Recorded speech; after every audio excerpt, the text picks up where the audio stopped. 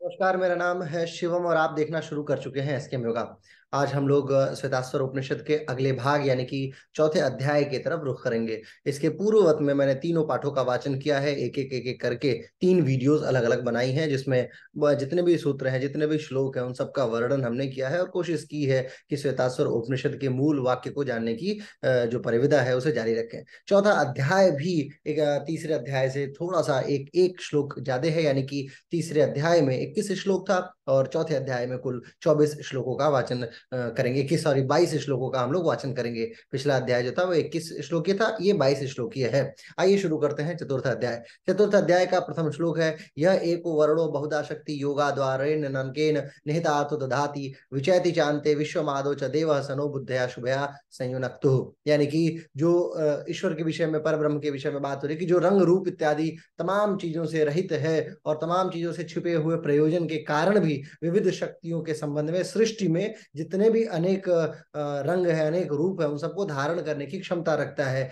यानी कि जो संपूर्ण विश्व में विलीन हो जाता है और उसी से उद्गृत होता है, उसी से उद्बुद्ध होता है, उस परम देव परमात्मा को हम प्रणाम करते हैं, उसे नमस्कार करते हैं। वो एक अद्वितीय है और हम उनसे अनुरोध करते हैं कि वो हमें शुभ बुद्धि से संयुक्त करे। बुद्धया शुभया संयुनक्तु, यानी कि हम उस परम देव परमात्मा से अनुरोध करते हैं कि वो हमें शुभ बुद्धि से संयुक्त करे। ये शुभ बुद्धि का क्या मतलब है?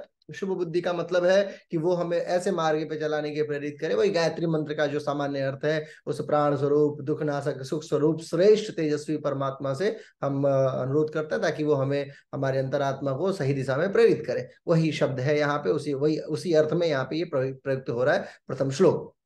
दूसरा श्लोक है, तदेवाग्रस्ति दातित्य यस्य द्वयादस्तु चंद्रमा तदेव शुक्रम तद ब्रह्मम तदपस्त प्रजापति। यानी कि वही अग्नि है जो देव है, पर ब्रह्म, वही सूर्य है, वही वायु है, वही चंद्रमा है और वही अन्यान्य प्रकाश युक्त जितने भी नक्षत्र हैं वो सारे नक्षत्र हैं। वही जल है, वही प्रजापति है और वही ब्रह्म है। ब्रह्म के विषय की बात हो रही है। तदेवा अग्नि है ना, यानी कि वही अग्नि है। स्तादित्य यानी कि वही आदित्य है। स्याद्वस्तु चंद्रमा यानी कि वही वायु है, वही नक्षत्र है, वही चंद्रमा है। तदेव शुक्रम, वही शुक्र है। तदेव ब्रह्मम, वही ब्रह्म है। तदापस्त प्रजापति, वही प्रजापति भी है।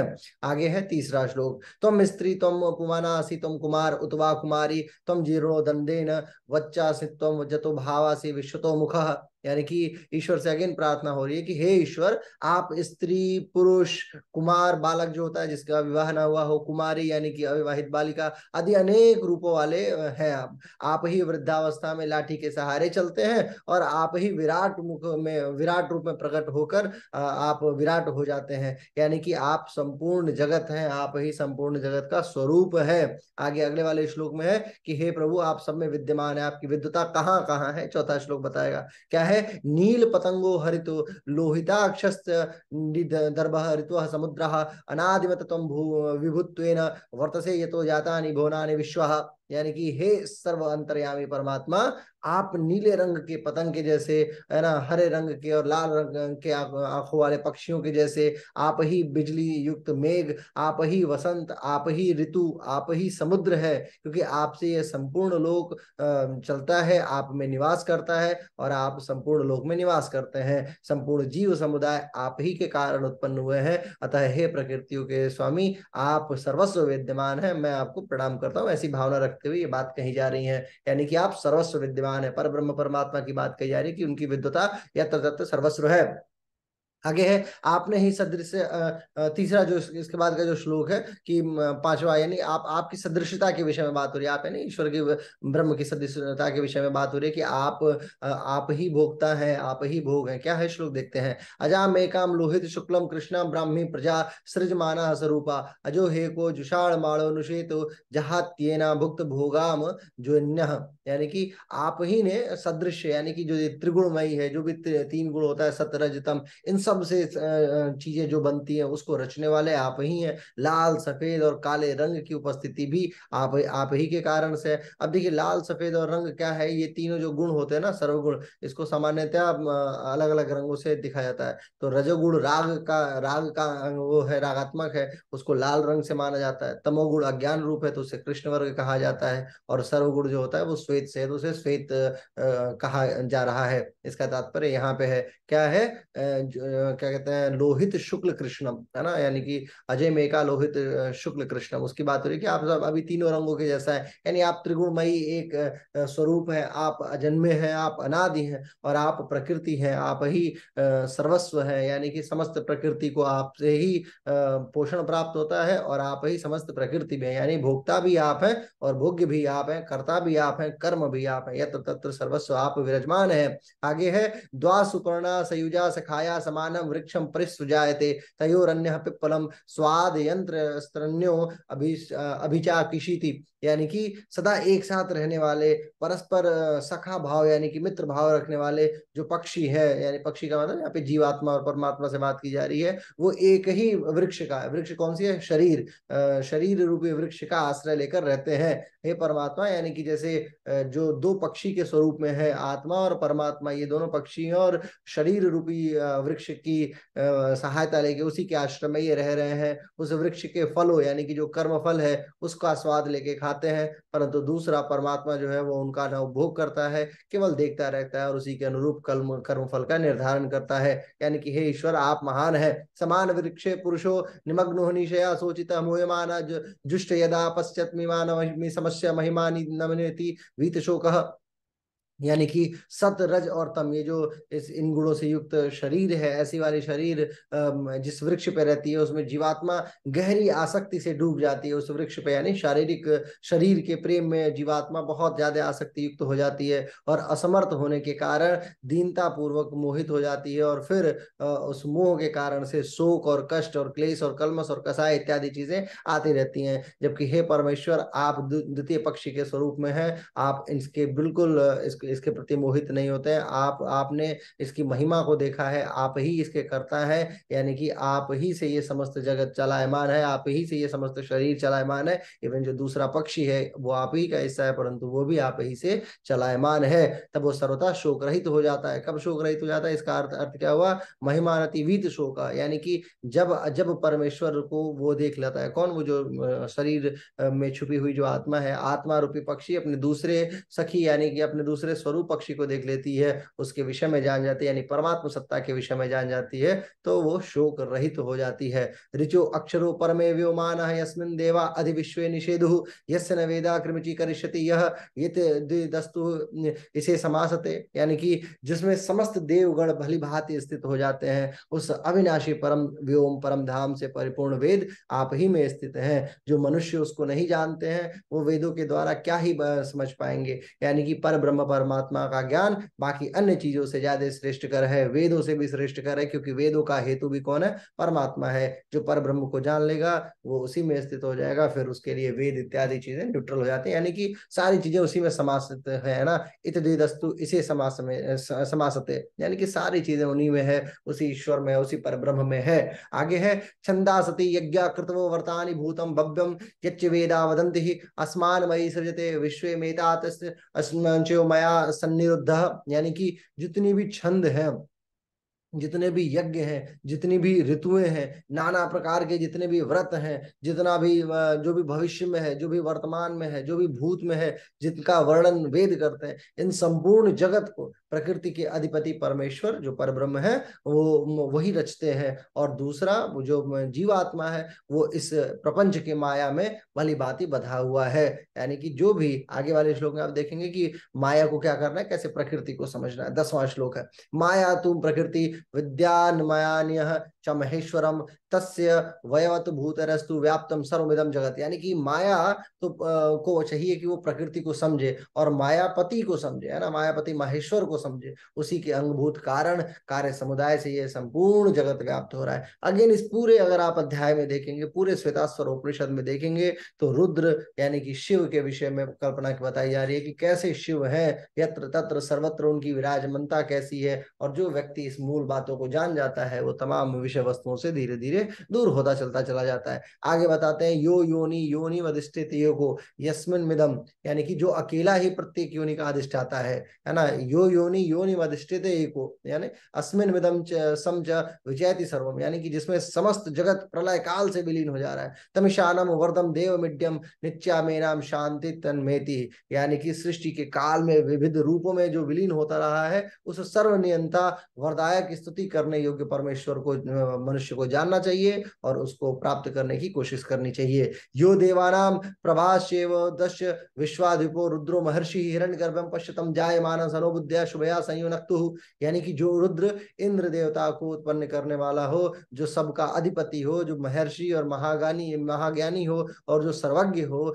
जिसने सबसे पहले हिरण्यगर्भ को देखा हो, वो परम देव परमेश्वर को वो उस परम देव परमेश्वर को हमें जानना चाहिए और वो सभी व्यक्ति को, समस्त संसार को शुभ बुद्धि से युक्त करे। यो देवानमाधिपो यस्मिन् लोका अधिश्रितः न यह ईशे अस्य चतुष्पदः कस्मै देवाय हविषा विधेम, ये बहुत इंपॉर्टेंट लाइन है, हविषा विधेम, कस्मै देवाय हविषा विधेम, यानी हम उस देव को समर्पित करते हैं, उस देव को हम हविष प्रदान करते हैं। यानी कि जो समस्त देवताओं का अधिपति है, जिसमें समस्त लोग सब प्रकार से आश्रित है, जो 2 पैरों वाला और 4 पैरों वाला समस्त जीव समुदाय पे शासन करता है, उस आनंद स्वरूप परमेश्वर की हविषा, यानी कि हम उसकी भक्ति करें, उसको हविष यानी कि जो यज्ञ में देते हैं वो प्रदान करें और हम उनको उनकी अर्चना पूजा करें। ये कस्मै देवाय हविषा विधेम, एक और उपनिषद आप देखिए, कई सारे उपनिषदों में ये हविषा विधेम का कॉन्सेप्ट आता है, यानी कि हम ऐसे देवता की स्तुति करते हैं।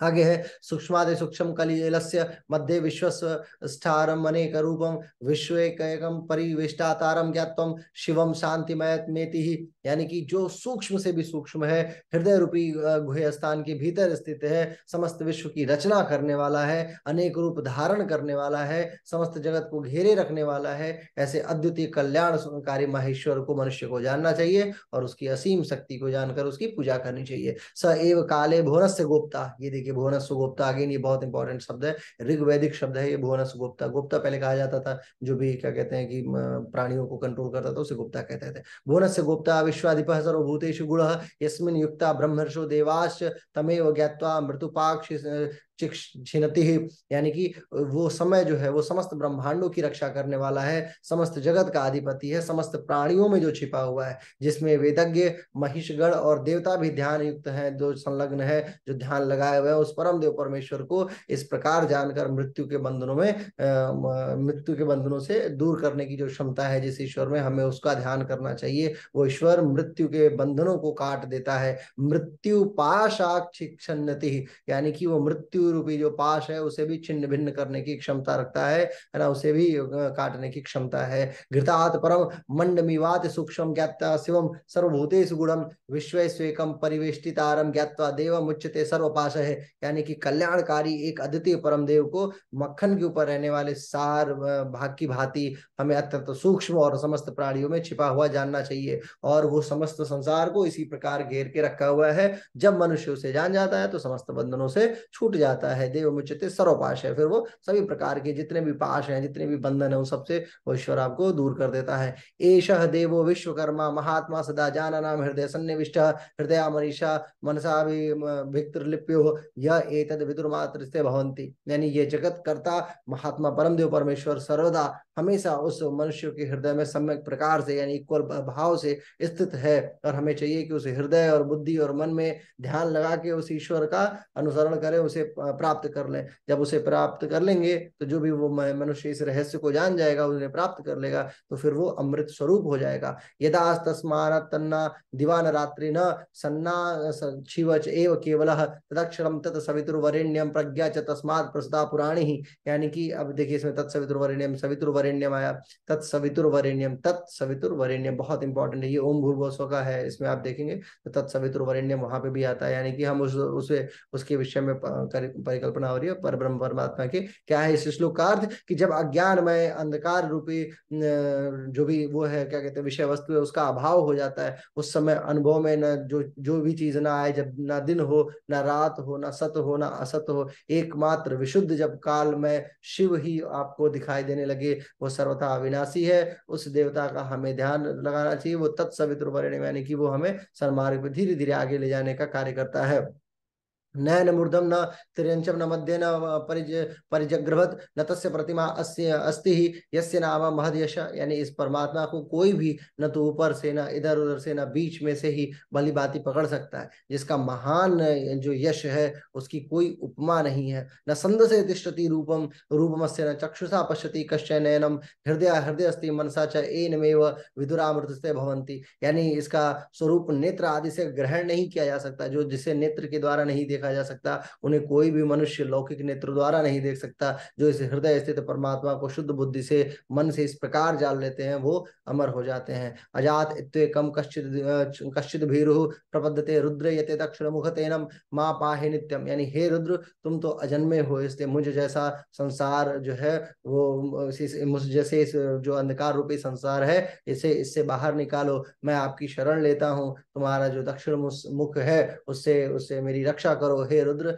मैं आपकी शरण में हूँ। मान आस्ते को तनय माना आयुषी मानव गोशु माना अश्वेशुरिसा। यानी कि हे सबका संहार करने वाले रुद्रदेव, हम लोग नाना प्रकार की भेंट का समर्पण करते हुए सदा आपका आवाहन करते हैं। आप ही हमारी रक्षा करने में सर्वथा समर्थ हैं। अतः हम आपसे प्रार्थना करते हैं कि आप हम पर कुपित ना हो। कुपित होकर हम पर हमारे पौत्र पौत्रों को, हमारी आयु को, हमारे जीवन को, हमारे गौ को, हमारे घोड़े को, हमारे पशु को, सबको किसी को भी क्षति ना पहुंचाए, उनकी रक्षा करें। वीरान मानो रुद्रो भवितो वर्दी हर्ष में सदा में तत्व हवा में है। यानी कि तथा हमारे प्रकार से जो हम हमारे समक्ष आपकी जो उपस्थिति है वो वीर साहसी रूप में है ना। हम आपकी शरण में हैं। आप हमारी सब प्रकार से रक्षा करते रहें, हमारे धन जन की रक्षा करते रहें और अपनी शरणागति हमें दीजिए। इस प्रकार से चौथा अध्याय भी समाप्त होता है। नेट जेआरएफ के अगर प्रक्रम से देखा जाए तो इसमें कोई बहुत ज्यादा ऐसा श्लोक आपको देखने को नहीं मिलेगा कि जो पूछा जाए। बस ये होगा कि रुद्र के विषय में ही बात होती आ रही है लगातार। तीसरे अध्याय, दूसरे अध्याय में थोड़ी सी बात थी ध्यान योग से संबंधित